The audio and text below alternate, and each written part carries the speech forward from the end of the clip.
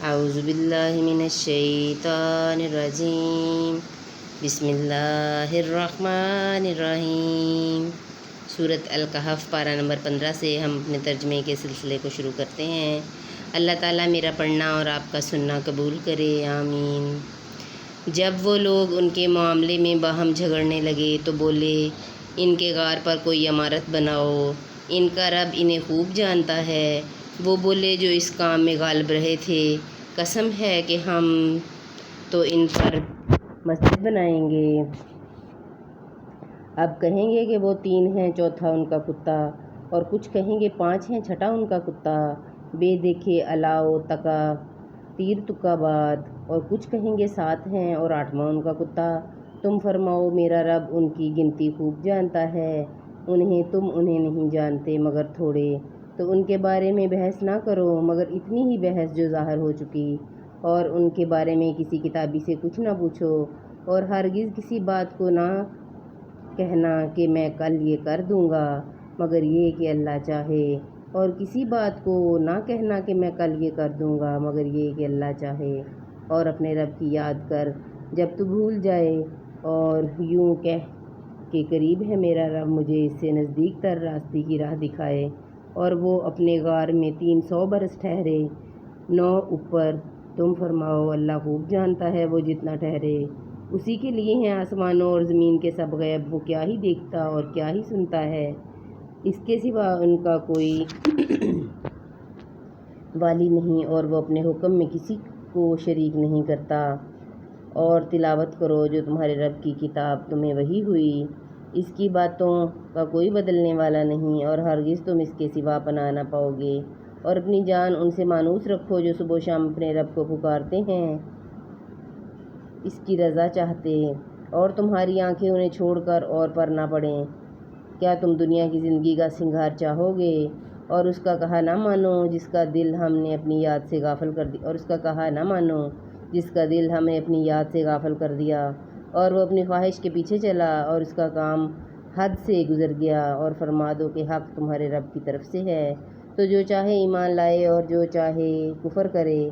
بے شک ہم نے ظالموں کے لیے وہ آگ تیار کر رکھی ہے جس کی دیواریں انہیں گھیر لیں گی، اور اگر پانی کے لیے فریاد کریں تو ان کی فریاد رسی ہوگی اس پانی سے کہ چرخ دیے یعنی کھولتے ہوئے دھات کی طرح ہے کہ ان کے منہ بھون دے گا۔ کیا ہی برا پینا ہے، اور دوزخ کیا ہی بری ٹھہرنے کی جگہ۔ بے شک جو ایمان لائے اور نیک کام کیے ہم ان کے نیک ضائع نہیں کریں گے۔ جن کے کام اچھے ہوں ان کے لیے بسنے کے باغ ہیں، ان کے نیچے نہریں ندیاں بہیں، وہ اس میں سونے کے کنگن پہنائے جائیں گے اور سبز کپڑے کریب اور کنادیر کے پہنیں گے۔ وہاں تختوں پر تکیہ لگائے، کیا ہی بڑا ثواب، اور جنت کی کیا ہی اچھی آرام کی جگہ۔ اور ان کے سامنے 2 مردوں کا حال بیان کرو کہ ان میں ایک کو ہم نے انگوروں کے 2 باغ دیے اور ان کو کھجوروں سے ڈھانپ دیا، اور ان کے بیچ میں کھیتی رکھی، دونوں باغ اپنے پھل لائے اور اس میں کچھ کمی نہ دی۔ پھر دونوں کے بیچ میں ہم نے نہر بہائی اور وہ پھل رکھتا تھا تو اپنے ساتھی سے بولا، اور وہ اس سے رد و بدل کرتا تھا کہ میں تجھ سے مال میں زیادہ ہوں اور آدمیوں کا زور زیادہ رکھتا ہوں۔ اپنے باغ میں گیا اور اپنی جان پر ظلم کرتا ہوا بولا، مجھے گمان نہیں کہ یہ کبھی فنا ہو، اور میں گمان نہیں کرتا کہ قیامت قائم ہو، اور اگر میں اپنے رب کی طرف پھر بھی گیا تو ضرور اس باغ سے بہتر پلٹنے کی جگہ پاؤں گا۔ اس کے ساتھی نے اس سے کہا، الٹ پھیر کرتے ہوئے جواب دیا، کیا تو اس کے ساتھ کفر کرتا ہے جس نے تجھے مٹی سے بنایا، پھر نطفے سے، پھر تجھے ٹھیک مرد کیا؟ لیکن میں تو یہی کہتا ہوں کہ وہ اللہ ہی میرا رب ہے، اور میں کسی کو اپنے رب کا شریک نہیں کرتا۔ اور کیوں نہ ہوا کہ جب تو اپنے باغ میں گیا تو کہا ہوتا، جو چاہے اللہ، ہمیں کچھ زور نہیں مگر اللہ کی مدد کا۔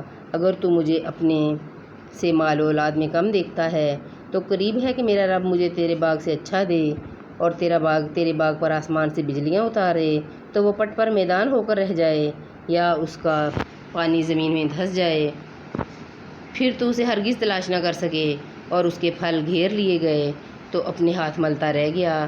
اس لاگت پر جو اس باغ میں خرچ کی تھی، اور وہ اپنے ٹیٹوں پر گرا ہوا تھا، یعنی اوندھے منہ گرا ہوا تھا، اور کہہ